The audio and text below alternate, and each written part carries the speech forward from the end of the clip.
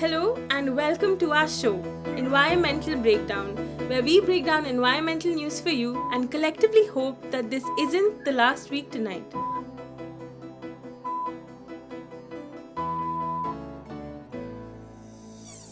We are your hosts, and I'm Ishita Mohan. And I am Shreya Rana. Every fortnight, we bring you the latest news updates on environmental issues, from climate change to environmental governance. Dive deep with us as we analyze the socio-political and ecological phenomena shaping our world and unravel complex research. Whether you're a curious mind or a dedicated activist, we break it all down for you. So you stay informed because let's face it, the planet is sending us some serious warning signals and it's time we started listening. With that in mind, let's get into the latest headlines shaping our world and our environment this fortnight.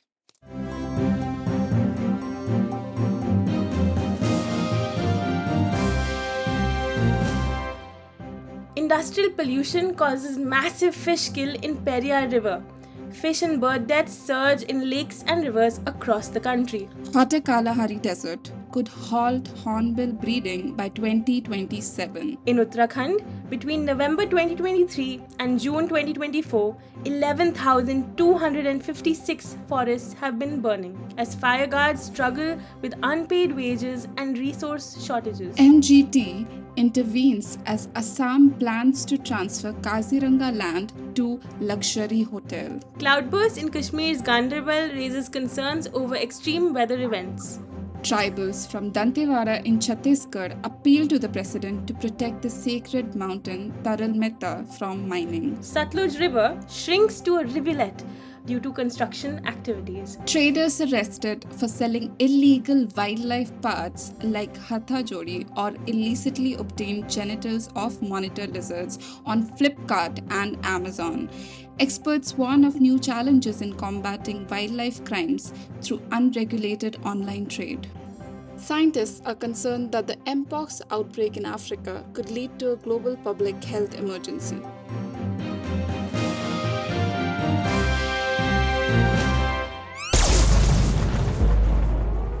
What? We're outnumbered 10 to 1. What is that?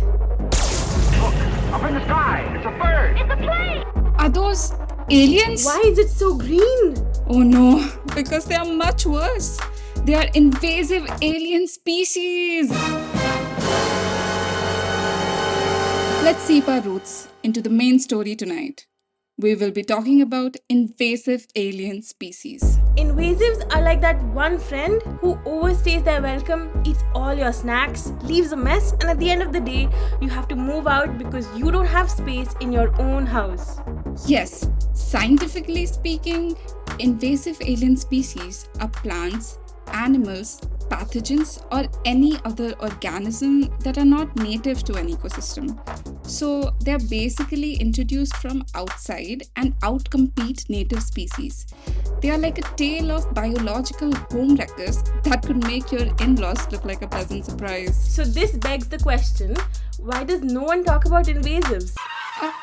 I guess we've been so obsessed with wildlife protection and afforestation that we don't care if a plant comes along with a machine gun and takes over any land available. Not that I don't care about animals, but you will see later on how invasive alien species actually hinder the process of conservation. There are a total of 173 invasive species in India, which take over 66% of India's natural areas. You can do the math, but only 10 invasive alien species have cost the Indian economy 8.3 trillion rupees in the last 60 years. Okay, considering invasive alien species come from alien lands, how come they take over local ecologies so easily? What makes them so gangster? So they have a lot of ammo with them. For instance, an invasive plant called Lantana camara, found in 44% of India's forests, is the plant equivalent of a nightclub bouncer. It forms impenetrable thickets, suppresses natives, and says, You shall not pass! Oh my god. I also remember Prosopis juliflora.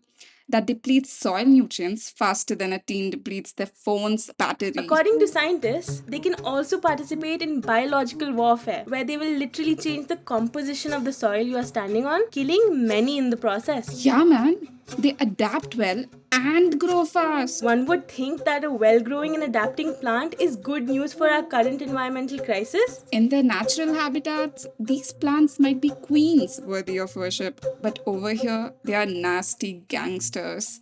They are bad news not only for biodiversity, but food security, human health, and economic development. These are known to suppress the growth of native trees with biochemical properties. They also disrupt underground mutualisms with fungi. They are known to increase the risk of wildfires. They can also cause soil erosion, and some are even toxic to livestock. Yes.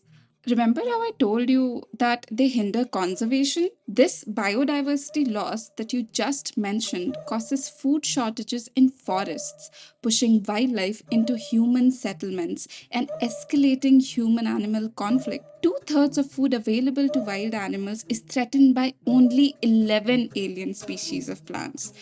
Rhino poaching that could lead to the extinction of rhinos is also because of a plant Mimosa invisa that has been pushing rhinos out of Kaziranga National Park. Damn, I knew that mimosas can knock you out in a few glasses, but I didn't know they can knock out an entire species. Yes, and this food shortage is altering wild herbivories' diet and forcing them to forage on invasive plants and rely on farms.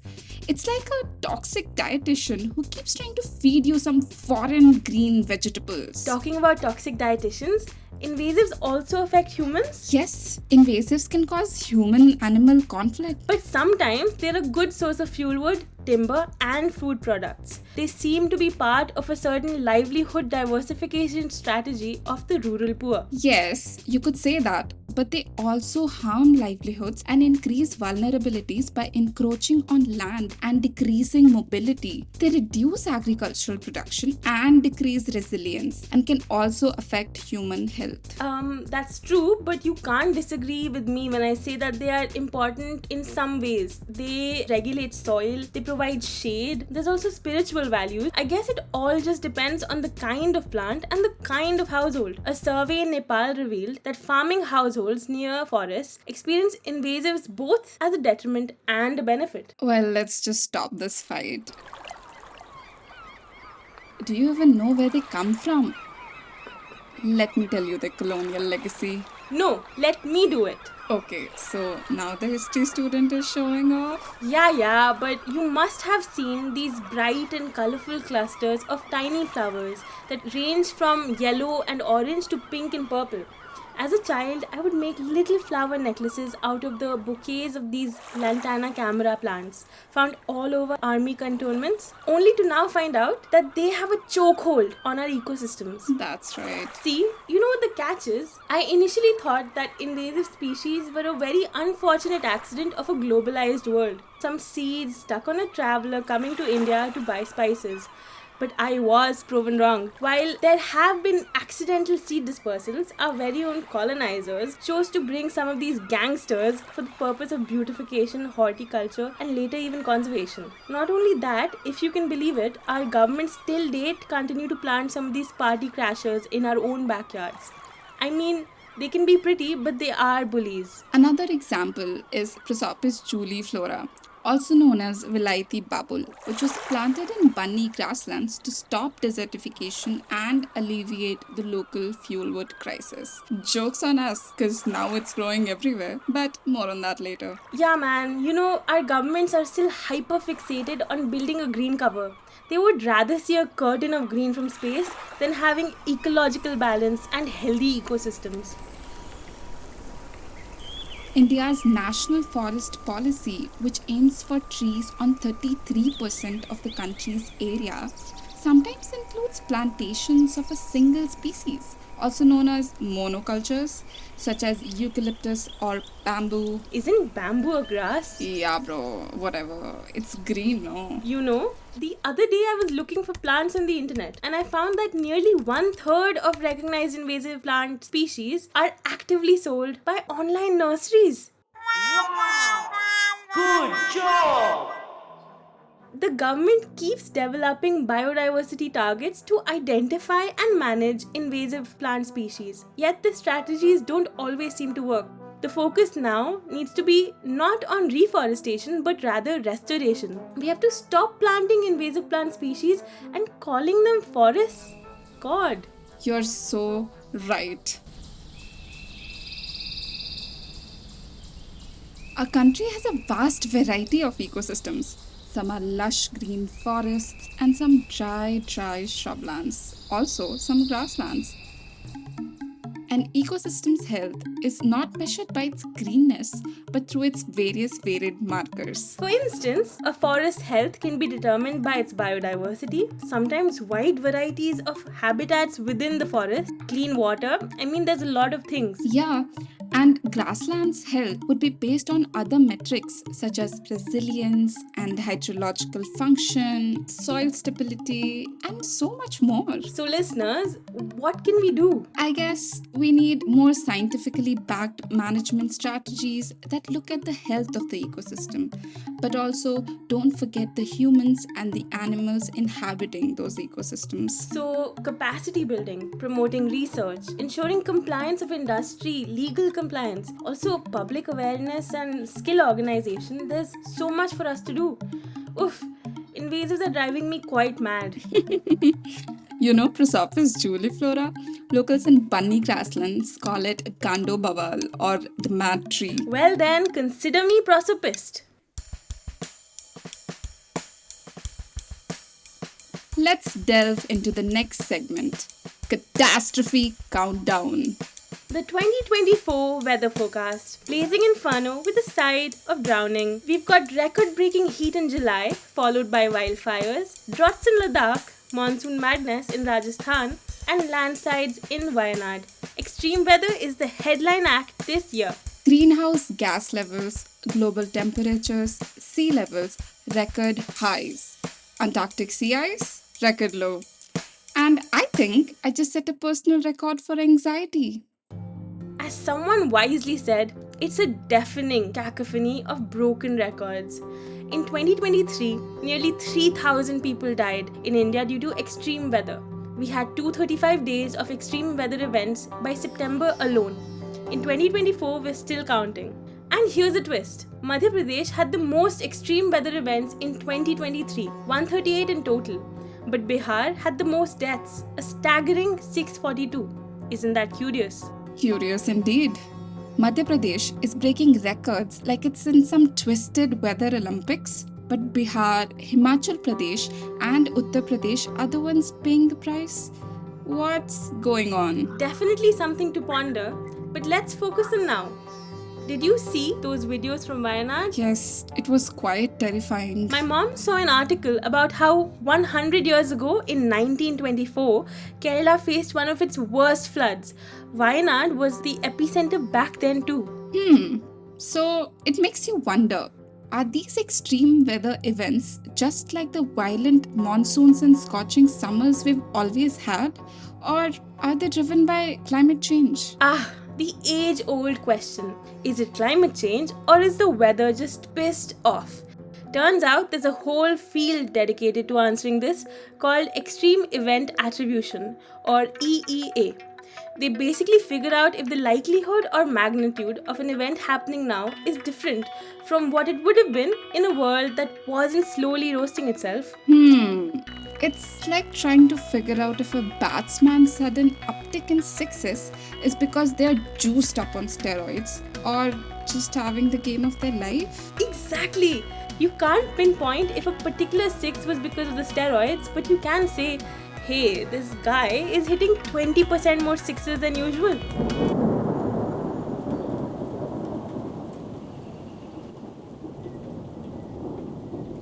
Speaking of juiced up events, 37% of heat-related deaths in the warm season have been attributed to climate change. In fact, some heat extremes would have been virtually impossible without a human touch. So much so that in 2020, a Bloomberg article mentioned scientists are getting bored because these attributions are becoming too predictable. Like, oh, another heat wave linked to climate change. Imagine being so used to this horror show that it's become mundane. Yes, but you have to remember that not all disasters are created equal. So while heat waves are easier to pin on climate change, other events are a tangled mess of variables. You should think El Nino, atmospheric rivers, and human mismanagement. It's like trying to solve a Rubik's Cube while riding a roller coaster. And speaking of puzzles, let's talk about atmospheric rivers. These invisible moisture conveyor belts are running over our heads, just waiting to rain down on us. But seriously, these rivers are fed by warming oceans and could get up to 40% more intense because of climate change. They might even become 25% wider and longer. Oof! And let's not forget about our very own heat domes. Those high pressure systems that trap hot air over a large area, creating a pressure cooker of extreme heat and dryness. Climate change has made them even more intense and frequent, leading to, you guessed it, more heat waves and extreme weather events. Scientists found that in 80% of cases studied, human-caused climate change has altered the likelihood or severity of an extreme weather event. So, when you're sweltering in the heat or bailing water out of your basement, remember, it's not just bad luck, it's climate roulette. It's like we're cooking ourselves and the stew is getting browner, hotter, and deadlier. Yum! Climate change stew. And the flavor? Desperation. We can see some of the ingredients: extreme weather, crop failures, pathogens being released from thawing permafrost.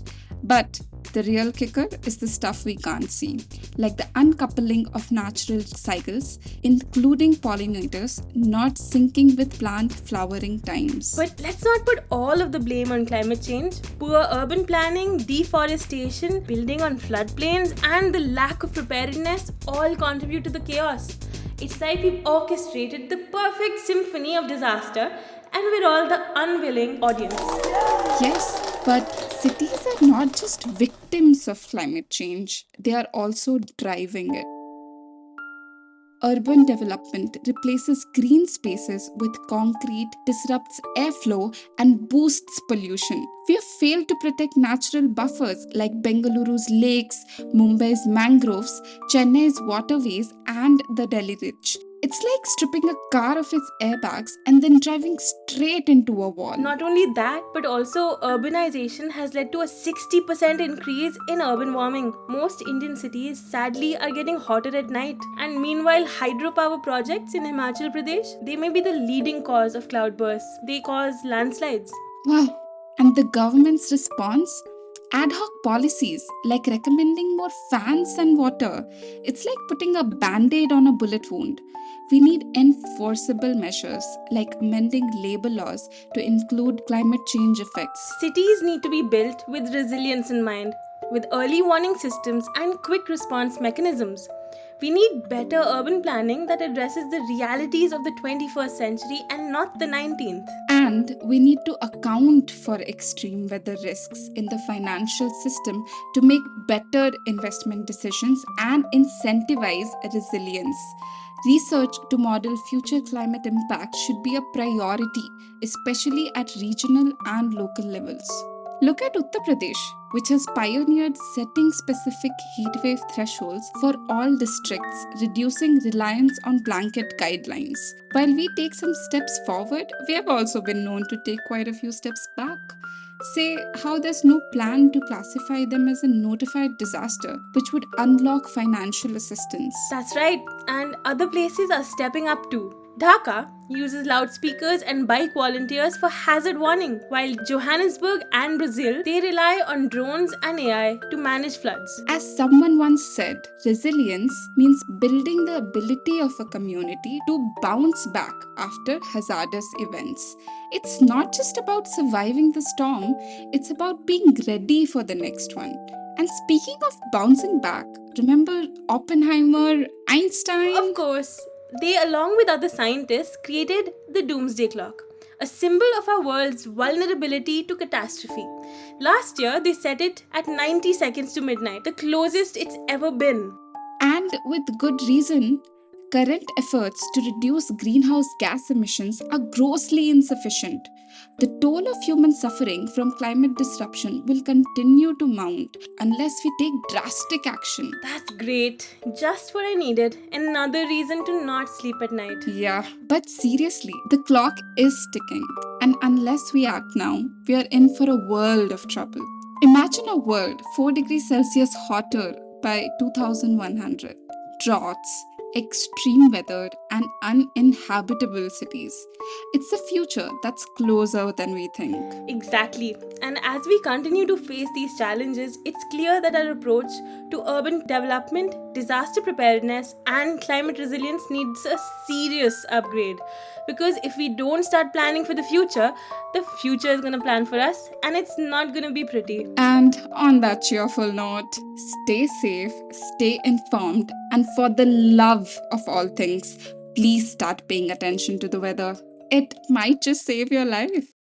If you want more information on these topics or you are curious about our research process, do sign up for our upcoming newsletter and visit our blog. If you have any queries or comments, please reach out to us at environmentalbreakdown2099@gmail.com. Thanks for tuning in to the first episode of Environmental Breakdown. We'll be back in a fortnight with more stories. Because why stress alone when we can freak out together?